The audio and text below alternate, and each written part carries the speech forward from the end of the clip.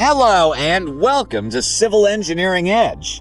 Today, we will break down an important concept in structural engineering, singly versus doubly reinforced beams. If you're a civil engineering student or a professional, this video is for you. Section 1. What is a reinforced concrete beam? Draw a simple beam with reinforcement. A reinforced concrete beam is a structural element designed to resist bending.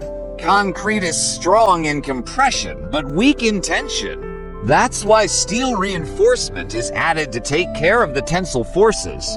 But depending on the load conditions, we use different types of reinforcement, singly reinforced or doubly reinforced. Let's understand both.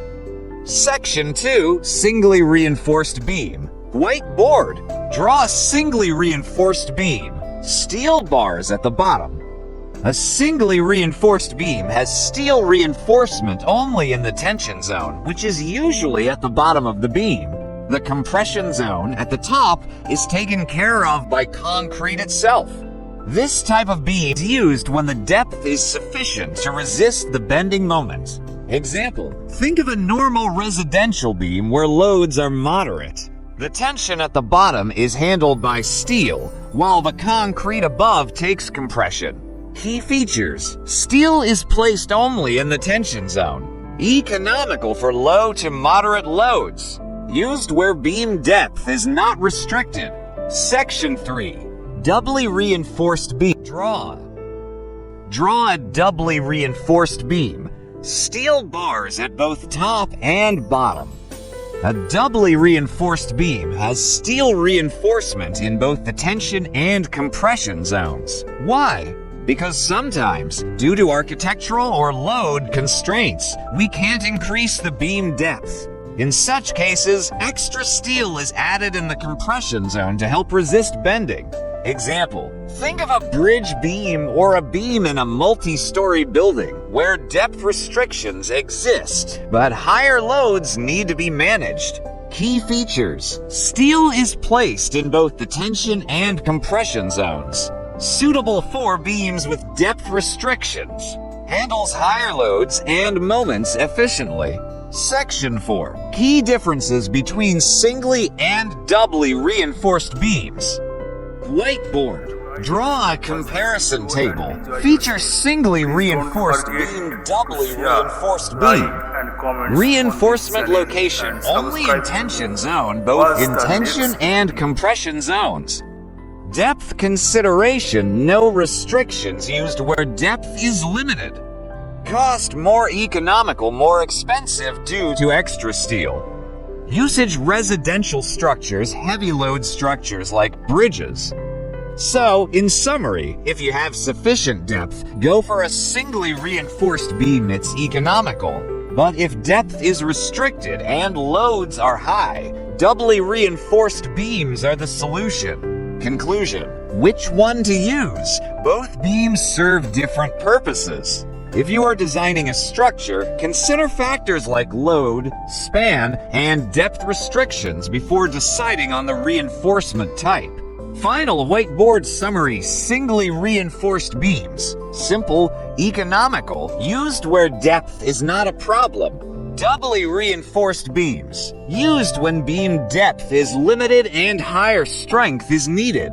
On-screen text, like, share, subscribe, that's all for today.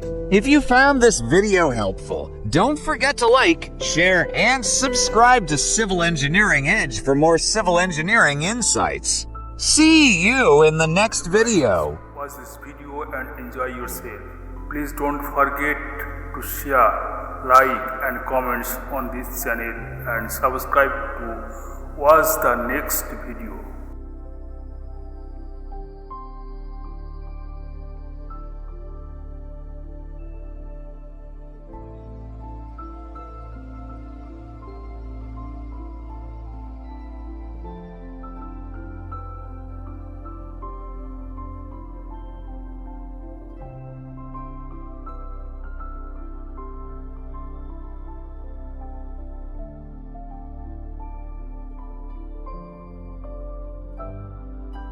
Step 3. Reinforcement details. Actual effective depth equals D equals 1,570. 84 is equal to 1,486 millimeters. Mu by BD2 equals 141.6918 into 1,000 divided 471.20 into 14862 equals 1.362. Percentage of steel required. Point equals 51 square root 1, 4.60 divided 20 into 1.362 divided 415 divided 20 equals 0.413%. So AST sad face 0.413 divided 100 into 471.20 into 1486 equals 2,892 square millimeters. Provide 15 number bars of 16 millimeters GIA, 3,015 square millimeter. 15 number bars of 16 millimeters in both directions. Effective depth equals 1,486 millimeters. Step 4. Shear check. The reinforcement to the above extent should be provided in each of two principal directions and in a width equal to the side of the square inscribed in a circle of radius 1875 millimeters, radius of the footing. Length of the side of inscribed square. Equals are square root 2 equals 1875 square root 2 equals 2,652 millimeters. Say 2,650 millimeters. Check for shear. The critical section for shear is taken at a distance equal to the effective depth from the column face, i.e., at a distance of 1486 millimeters from the column face. Let the depth of the footing at the edges be 400 millimeters. Overall depth at the critical section equals 1570, 1,570 to 400, divided 1570 into 1486, equals 466.11 millimeter. Effective depth at the critical section equals D, equals 466.11. 84 equals 382.11 millimeters. Radius of the critical circle equals 300 plus 1,486 is equal to 1,786 millimeters.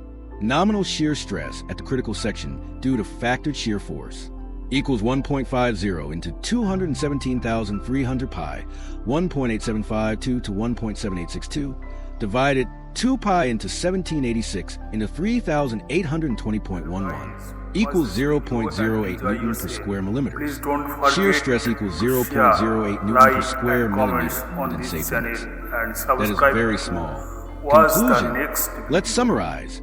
Wide heavy check mark, we designed a 600 millimeter circular column with 12 number bars of 22 millimeter GIA and 8 millimeter helical reinforcement. White heavy check mark, we determined a footing diameter of 3.75 meter and a depth of 1570 millimeter. White heavy check mark reinforcement was provided considering bending and shear safety. That's all for today's lesson. If you found this helpful, like this video, subscribe to Civil Engineering Edge, and let us know your questions in the comments. See you in the next video.